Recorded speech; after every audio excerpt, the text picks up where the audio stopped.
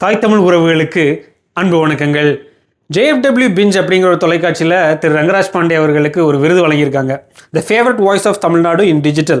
இதை வழங்கியது யாருன்னு பார்த்தீங்கன்னா திருமதி தமிழிசை அம்மையார். அந்த விருதை வழங்கினதுக்கு அப்புறம் தொடர்ச்சியாக அந்த நிகழ்ச்சியில் நிறைய படங்கள் காமிக்கிறாங்க. ரங்கராஜ் பாண்டேட்ட இதை பற்றி நீங்கள் என்ன நினைக்கிறீங்க அப்படின்னு கேட்குறாங்க. முதல்ல சீமான் அவர்களை ஒரு படத்தை திரு எடப்பாடி அவர்களோட பக்கத்தில் நிற்கிற மாதிரி வச்சு ஒரு படத்தை காமிச்சு இதை பற்றி என்ன நினைக்கிறீங்கன்னு கேட்குறாங்க. அதுக்கு ரங்கராஜ் பாண்டே அவர்கள் சொல்கிறாரு, இந்த கூட்டணி இந்த தேர்தலில் நடக்காது, இனிமேல் வர தேர்தலில் நடக்க வாய்ப்பு இருக்குது அப்படிங்கிற மாதிரி சொல்கிறாரு. அது வரைக்கும் நமக்கு எந்த பிரச்சனையுமே இல்லை. அடுத்த கட்டமாக விஜய் முதலமைச்சர் ஆவாரான்னு ஒரு கேள்வி கேட்குறாங்க. அதுக்கு விஜய் முதலமைச்சர் ஆக மாட்டார்னு அவருக்கே தெரியும் அப்படிங்கிற மாதிரி ஒரு பதிலை சொல்கிறாரு. அதே மாதிரி இன்னொரு விஷயத்த சொல்கிறாரு, விஜய் எல்லோரும் எதிர்பார்க்குறாங்க, விஜய் இப்போவே நாம் தமிழர் சீமான் அவர்களோட முன்னாடி வந்துட்டார் அப்படிங்கிற மாதிரி சொல்கிறாரு. விஜயகாந்த் அவர்களோட முன்னாடி இருக்கிறாமா, நாம் தமிழர் கட்சியோட முன்னாடி இருக்கிறாமா. இந்த தேர்தலை நீங்கள் எங்கே நடத்துகிறீங்க, எப்படி நடத்துகிறீங்க? இதில் இப்போ ஹைலைட் காமெடி என்ன அப்படின்னா, அந்த நிகழ்ச்சியை தொகுத்து வழங்குறாங்க இல்லையா அர்ச்சனா, அவங்க சொல்கிறாங்க, நீங்கள் தொடர்ச்சியாக சொன்னது எல்லாமே நடந்து வந்திருக்குன்னு அப்படின்னு ஒரு ஐசத்துக்கு அவர் தலையில் வைக்கிறாங்க. நாம் தமிழர் கட்சிக்கு அவர் போன பாராளுமன்ற தேர்தலில் கொடுத்த விழுக்காடு 4 விழுக்காடு வந்தது 8.22. அந்த இடத்துல எவ்வளோ நேர்மை தவறி அவர் ஒரு விஷயத்த சொல்கிறாருன்னு பாருங்கள். நான் இதுக்கு முன்னாடியே பதிவு பண்ணியிருக்கேன். என்ன சொல்கிறாரு, ஒவ்வொரு இடத்துலையும் தொடர்ச்சியாக நாம் தமிழர் கட்சி எடுத்த வாக்கு விழுக்காடை பதிவு செய்யும்போது அவர் என்ன சொல்லி வராரு, 7.5 விழுக்காடுன்னு எல்லா இடத்துலையும் பதிவு பண்ணுறாரு. அது ஏன் தெரில அந்த மனுஷனுக்கு இவ்வளோ வன்மம்.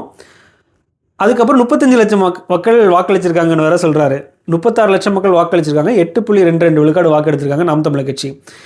அதே மாதிரி அவர் சொல்கிற விஷயம், சீமான் அவர்களை இப்போவே முந்திட்டாரு விஜய் அப்படிங்கிற மாதிரி சொல்கிறாரு.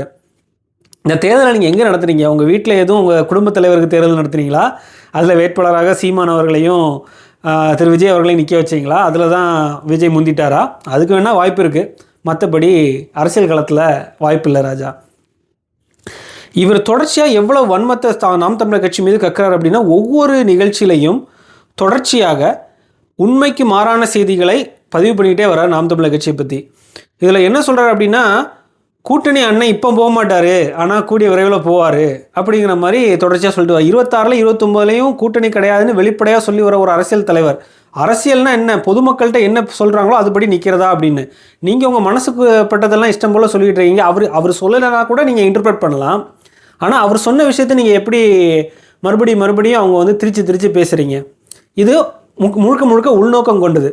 நீங்கள் எடப்பாடி சைடு எங்கேஜ் ஆகிருக்கலாம், இல்லை உங்களை அந்த மேடையிலேயே அவங்க சொல்கிற மாதிரி நீங்கள் சங்கின்னு உங்களுக்கு முத்திரை குத்துறாங்க திரு தமிழிசை அம்மையார். அந்த மாதிரி உங்களுக்கு வலதுசாரி சிந்தனை, ராஜ்யசபா சீட்டு எல்லாமே நீங்கள் அந்த மேடையில் கேட்குறீங்க. அப்போ நீங்கள் முழுக்க பாஜக சார்பாக, பாஜக அதிமுக கூட சேர்ந்தால் தான் இங்கே வளர முடியும் அப்படின்னு பாஜக வளர்ச்சிக்கு சாதகமாக நீங்கள் என்னென்ன நரேட்டிவ் உண்டோ அதுதான் நீங்கள் பண்ணுவீங்க.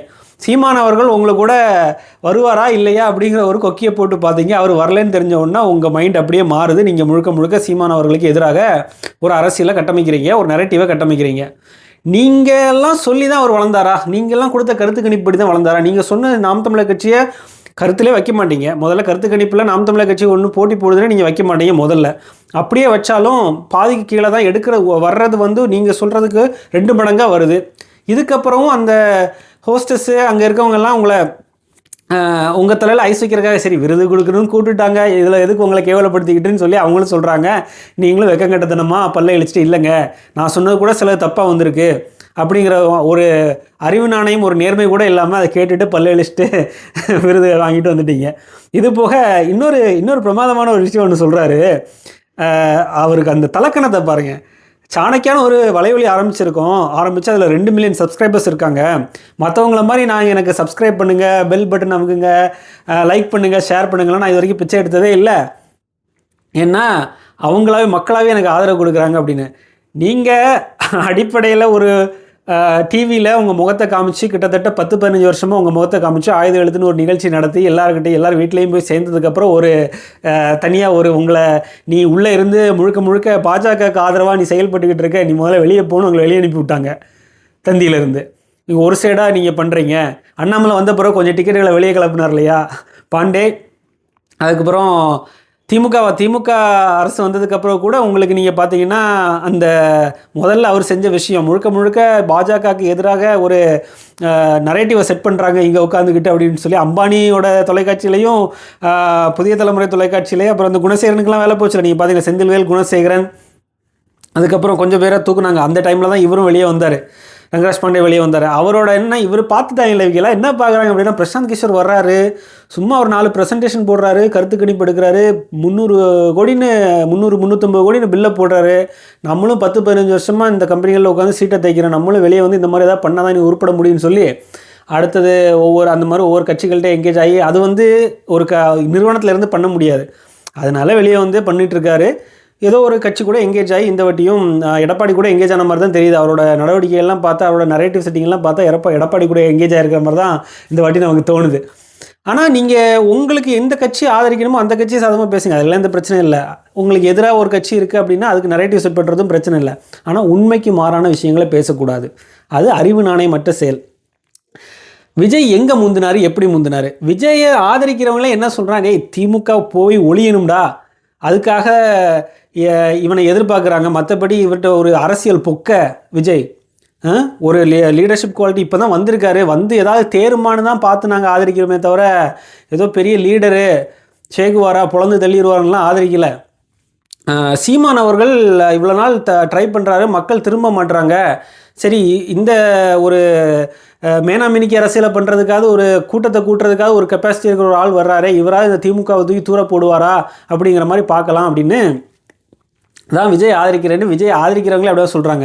அந்த டிரான்ஸ்ஃபார்மரில் இருக்க கோஷ்டி பைக்குள்ளே போய் விழுந்த கோஷ்டிலாம் விட்டுருங்க, பொதுமக்களை பற்றி பேசிக்கிட்டு இருக்கேன். அதே மாதிரி நீங்கள் விஜய் பற்றி இப்போ பார்த்தீங்கன்னா விஜய் சுற்றி நிறைய அரசியல் போய்ட்டுருக்கு இல்லையா. கரூர் சம்பவத்துக்கு அப்புறம் அவர் ரொம்ப அமைதியாக இருக்கிறாரு. இதில் நம்மளை பொறுத்த வரைக்கும் இப்போது விஜய் ஏன் எடப்பாடி அவர்கள் எந்த முட்டு கொடுக்குறாரு அப்படின்னு நீங்கள் பார்த்தீங்க அப்படின்னா, விஜய் ஒரு காலம் எடப்பாடியோட ஒரு காலம் அமுக்கிக்கிட்டு இருக்காரு, பாஜக இன்னொரு காலம் அமுக்கிக்கிட்டு இருக்கு. யார் அமுக்கிறதுல புலகாங்கிதம் அடைகிறாரோ எடப்பாடி பழனிசாமி அவங்களுக்கு தான் மேஜர் பார்ட்னருங்கிற தகுதியை கொடுப்பாரு. அதுக்கு தான் அவர் வெயிட் பண்ணிக்கிட்டு இருக்காரு. அவர் முழுக்க முழுக்க பாஜகவை விட்டு இந்த வாட்டி பிரிய மாட்டார். எப்படியாவது இந்த சிபிஐ வச்சிருக்கல குடுமி, இவரோட குடுமையை கையில் வச்சிருக்கல, விஜயோட குடுமையை கையில் வச்சிருக்கல, அந்த குடுமி ஒரு ஆட்டி உள்ளே கொண்டு வந்துட மாட்டாங்களா அப்படிங்கிற மாதிரி பார்த்துக்கிட்டு இருக்காரு. அதை கொண்டு வந்தாங்கனாலும் என்ன ஒரு ப்ளே பண்ணுவார் எடப்பாடின்னு நான் பார்க்குறேன் அப்படின்னா, இது வரைக்கும் அவரோட ராஜதந்திர நடவடிக்கைகளில் இதில் என்ன ப்ளே பண்ணுவார்னு நான் பார்க்குறேன் அப்படின்னா, சட்டமன்ற தேர்தலை பொறுத்த வரைக்கும் பாஜக ஒரு நெகட்டிவ் ஃபேக்டருங்க. அதனால தான் எந்த கட்சியும் வரமாட்டாங்க நம்ம கூட. அதனால் நீங்கள் கம்மியாக சீட்டு வாங்கிங்க விஜயோட அப்படின்ற மாதிரி பாஜகவை ஸ்னப் பண்ண பார்ப்பார். இதுக்கு தான் அவர் வந்து விஜய் யூஸ் பண்ணுவார். மற்றபடி விஜய் கீழே இருக்கிறவங்க எல்லாருமே தனியாக நிற்கிறதுக்கு யாருமே விருப்பப்படலை. ஏன் அவரே ஆரம்ப காலத்தில் அண்ணா நீங்கள் வந்துருங்க, எடப்பாடி கூட போயிடுவோம், உதயநிதியோட ஆட்டம் திரைத்துறையில் தாங்க முடியல, அவர்கிட்ட பதவி போச்சு அப்படின்னா சினிமா ஃபுல்லாக கண்ட்ரோல் எடுத்துருவாப்பில், அது நமக்கு சரிப்பட்டு வராது, வாங்க நம்ம எடப்பாடி கூட போயிடுவோன்னு. அவர் என்ன சொன்னார், ஓன் பிளானை படி நடக்கிறதுக்காக வந்திருக்கேன், எனக்கு பெரிய கொள்கை இருக்குது, எனக்கு பெரிய பெரிய கனவுகள் இருக்குது அப்படின்னு சொல்லி அவர் விஜய் விரட்டி விட்டார், இவன் வேலைக்கு ஆக மாட்டான்னு சொல்லி. அந்த மாதிரி முதல்ல போய் புரோக்கர் வேலை பார்த்தவர் விஜய். இப்போ வந்துட்டு சும்மா நாடகத்தை நடத்திட்டு கொஞ்சம் வாடகைக்கு சில மூளைகளை வாங்கி, ஆதவர்ஜுனா, ஜான் ஆரோக்கியசாமி போன்ற சில மூளைகளை வாங்கி மக்களுக்காக அரசியல் பண்ண வராமல் நீங்கள் வந்து உதயநிதி எதிர்ப்பு அரசியலை பண்ணிக்கிட்டு மக்களை பற்றி துளியும் கவலைப்படாமல் நீங்கள் நின்று விளையாடுவீங்களான்னு உங்களை ஆதரிக்கிறவங்களுக்கே தெரியல. உங்கள்கிட்ட வேட்பாளராக நிற்க வர்றவங்களே நீங்கள் என்ன தான் பண்ணிக்கிட்டு இருக்கீங்கன்னு அப்படியே வேடிக்கை பார்த்துட்டு இருக்காங்க. என்னடா இவ்வளோ நாளாக பேசாமல் இருக்காரு, இது தேருமா தேராதான்னு பார்த்துக்கிட்டு இருக்காங்க. இந்த நிலைமையில் இருக்கீங்க உங்கள் கட்சி. இவங்க எல்லாமே உங்களை ஏற்றி விட்டு பண்ணுறதுக்கு என்ன காரணம் நினைக்கிறீங்க? இந்த ரங்கராஜ் பாண்டியெல்லாம் இந்த பேச்சு பேசுகிறதுக்கு என்ன காரணம் நினைக்கிறீங்க? முழுக்க முழுக்க அவர் கரெக்டாக வெளிப்படுறாரு ஒரு இடத்துல. அந்த இடம் என்னன்னு சொல்கிறேன். கட்சி ஆரம்பிப்பீங்களா அப்படின்ற ஒரு கேள்வி கேட்குறாங்க ரங்கராஜ் பாண்டியா. அப்போ அவர் என்ன சொல்கிறாரு, நீங்கள் என் உயரம் எனக்கு தெரியுங்க, ரஜினிகாந்த் எவ்வளோ பெரிய அன்பை பெற்றவர், அவர் வரும்போதே கண்ணடிக்கான அந்த அடி அடித்தாங்க. யாரை சொல்கிறாரு? ரஜினிகாந்த் சீமான் அவர்களை தான் சொல்கிறாரு. நாம் தமிழர் கட்சி அடித்த அடியில் தான் ரஜினிகாந்த் திருப்பி ஓடினார் அப்படிங்கிறத இவர் ஒத்துக்கிறார், ரங்கராஜ் பாண்டே ஒத்துக்கிறாரு. அப்போ நான் வந்தால் என்னென்ன சொல்லுவாங்க அப்படிங்கிற மாதிரி அவர் தெரியுது. அவர் வந்து தமிழ்நாட்டில் நின்னா என்ன விமர்சனம் வரும், இங்கே வந்து ஆள நினைக்கிறாங்கிற கேள்வி வருங்கிறத வந்து அவர் தெளிவாக புரிஞ்சுக்கிறாரு. அதில் அந்த பாயிண்ட்டை தான் ஏன் நான் உங்களுக்கு எம்ஃபசைஸ் பண்ணணும்னு நினைக்கிறேன் அப்படின்னா, அதனால தான் அவர் வந்து நாம் தமிழர் கட்சி மேலே வன்மமாக இருக்கார். ஏன்னா இந்த அரசியல் வந்து யார் யாருக்கு ஆபத்துன்னு உணர்கிறாங்களோ அவங்க வந்து பதறாங்கன்றது பாண்டே அவர்களோட பார்வை, அவரோட பேச்சுக்கள்லேருந்தே நமக்கு வெளிப்படுது. அதுக்கப்புறம் நிறைய வன்மத்தை கக்குறாரு. நான் தொடர்ச்சியாக சொல்லி வரேன், கழுத்தில் கை போட்டு நெரிக்கிற பார்ட்டி, விஷத்தை கக்குற பார்ட்டி அப்படிங்கிறத அதை வந்து அந்த நிகழ்ச்சி முழுக்க உங்களுக்கு பரவி கிடக்கும் அப்படியே நிறைய விஷயங்கள். அதில் முக்கியமான ஒரு விஷயம் என்ன அப்படின்னா, அவர் என்ன சொல்கிறாரு, நாம் தமிழர் கட்சி சீமான் அவர்களை வந்து விஜய் முந்திட்டாருன்னு சொல்கிறாரு பார்த்தீங்களா. எந்த கணக்கில் சொல்கிறாரு, எப்படி சொல்கிறாருங்கிறதுக்கு உண்டான எந்த தரவும் கிடையாது. இது வரைக்கும் அவர் நாம் தமிழர் கட்சியை பற்றி சொன்னது எதுவுமே உண்மையானதும் கிடையாது. நீங்கள் முழுக்க முழுக்க எடப்பாடி அவர்கள்ட்ட எங்கேஜ் ஆகிருக்கீங்க, அதுக்கு எப்படியாவது விஜயை இழுத்து உள்ளே போட்டுடணும்னு நினைக்கிறீங்க.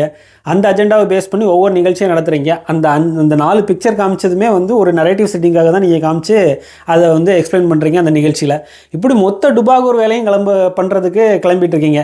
இவர் எப்படிப்பட்ட ஆள்னா, இவர் வந்து ஒரு நடுநிலையான ஆள், ஒரு முற்போக்கு சிந்தனையாளர் மாதிரிலாம். முற்போக்கு சிந்தனையாளர்லாம் சுத்தமாக கிடையாது. ஏன்னா மேடையிலே ஏறி நம்ம பிள்ளைங்கள்லாம் யாருன்னு சொல்லி வளர்க்கணும், அப்போ தான் காதலிச்சதுக்கப்புறம் சொல்லி பிரயோஜனம் கிடையாது, யாருன்னு சொல்லி வளர்க்கணும்னு சொன்ன ஆள் இவர்.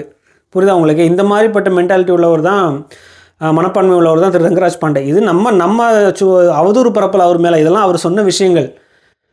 இப்படி ஒரு மனிதர் தொடர்ச்சியாக இந்த தமிழ் களத்தில், இந்த தமிழ்நாட்டில் அவர் என்ன சொல்கிறாரு, பீகாரில் மொத்த குடும்பமும் பீகாரில் இருந்தது, நான் மட்டும் இந்த ஸ்ரீவல்லிபுத்தூரில் ஆண்டாளோட பாதத்தில் 51 ஆண்டாள் சந்நிதியில் பிறந்தேன், அதுவும் ஜிஹெச்சில் பிறந்தேன், இங்கேருந்து அவள் மடியில் வளர்ந்ததுனால தான் நான் வந்து இவ்வளோ பெரிய ஆளாக வந்திருக்கேன் அப்படிங்கிற மாதிரி அவர் ராசியெல்லாம் சொல்கிறாரு. அவரோட ராசியும் இந்த பெருமாளோட ராசியெல்லாம் ஒன்று, இவன் வீட்டுக்கு உதவ மாட்டான், நாட்டுக்கு தான் உதவுவான் அப்படிங்கிற மாதிரிலாம் சின்ன வயசுலேயே கணிச்சதாகலாம் சொல்கிறாரு.